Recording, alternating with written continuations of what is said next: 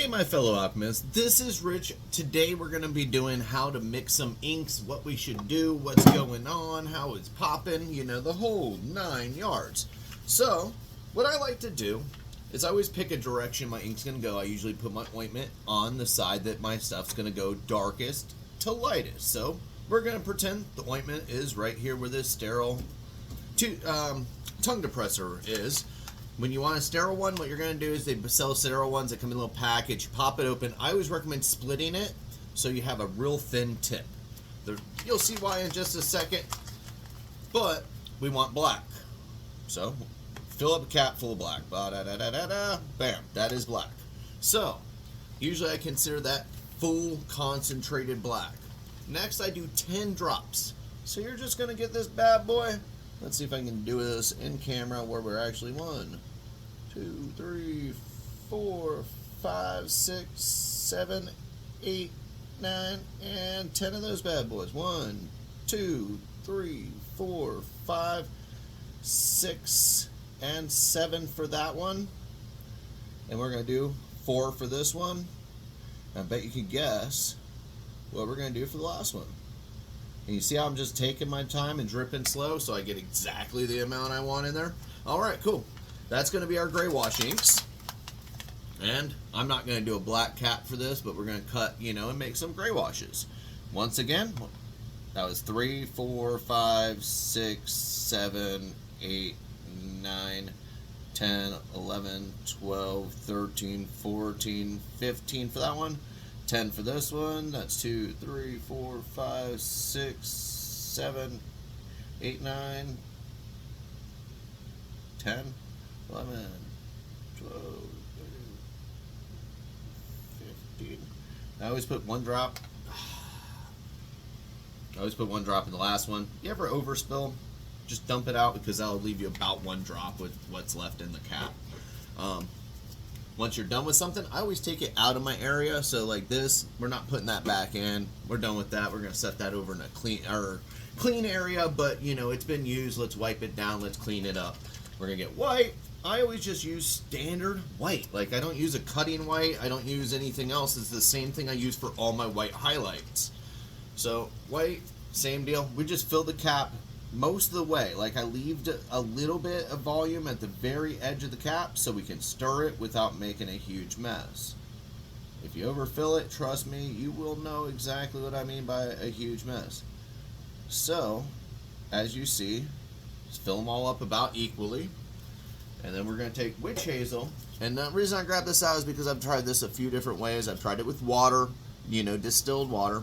Tried it with soap, distilled water, and soap. I use Dr. B's. I use a baby soap. This is what I tattoo with. I actually just love this stuff. I tried it with rubbing alcohol. So what the deal is water, it doesn't break the pigment or give it like something to float in, so it constantly wants to separate. Put soap in there, it's just not, you're not supposed to tattoo with soap in people. That's fucking stupid. We're not going to do that. Alcohol, same deal. It's going to cause a lot of irritation. Also, it makes the pigment sit in the exact spot you put it. Super great, but doesn't give any softness. When we're making black and gray ink, what we're shooting for is actually a soft ink. What actually does that is witch hazel. It may make the skin a tad bit irritated when you use it, but it's going to work way better than anything else to cut ink. Once again, we're going to cut that up to where we leave a little gap on the top. Try to get it equal to the other gaps on the top. The whole idea is here is you want one ink to break down so it basically gives you something that's consistently smooth all the way through the tattoo. When you buy different brands of ink or whatever and you try to tattoo with them, what ends up happening is that brand of ink is going to look different than the brand of ink that you try to tattoo with. Like say you want a really, really dark ass black. That triple black is the darkest black on the market. That shit's fucking great. That's why I use it.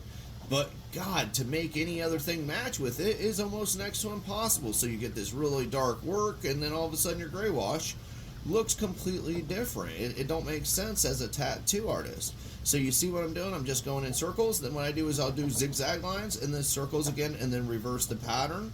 And what that's going to do is pull that ink from the bottom of the cap up and make sure it mixes very consistently. So now we have our lightest gray wash, and then wipe that off basically like so. Well, we want to make sure we're keeping everything super clean. We don't want to have any cross-contamination, so everything here is supposed to be brand new, fresh, and all that stuff. So this is going to start out real super dark as we stir it, and then as we keep stirring, it will actually lighten up to a medium tone for this, a light medium. Yeah, I'd say a medium tone for this because I like my gray wash slightly darker than, or my true gray slightly darker. But you see, we start going from different tone to a different tone, so we're darkening up quite a bit. Just keep on going. That's why we wanted this sterile one, because we're going to be dipping right in this ink every single way. You can use a little bit of ointment to stick your ink caps down to the cloth. I do recommend that. That definitely helps quite a bit with like stirring and for like when you're ink dapping and stuff and you accidentally just bang the cap a little bit more than you expect and it won't knock over instantly. So once again, we're just getting slowly darker. If you look, we got light, a medium light, and then a darker medium, and then we're going to have like a dark ass gray. And same with your gray washes. I don't really need to stir them because you can't see any difference.